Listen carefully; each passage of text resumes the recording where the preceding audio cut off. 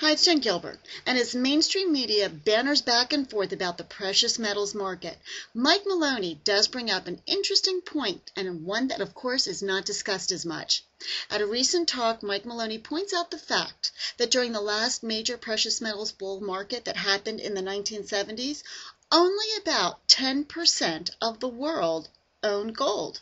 And this was either due to legal restrictions or the lack of liquid capital held by the potential individual investors. Now, fast forward to today. Few countries happen to prohibit gold ownership, and more individual investors do own at least a little bit of gold and silver. China is a prime example where in 2004 they happened to legalize the purchase of gold and silver for private citizens. Now, in a recent Wall Street Journal, I think it says it all.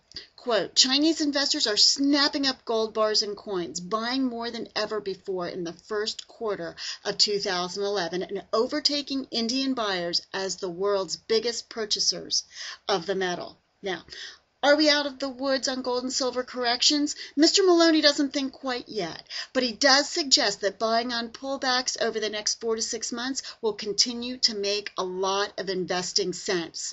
And in the long term, Mike Maloney says that gold has almost nowhere to go but up. And that, my friends, is a very good piece of news for anybody who does own a bit of the gold.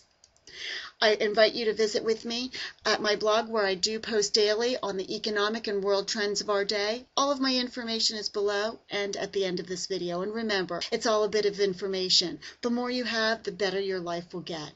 Now go and make it a terrific day.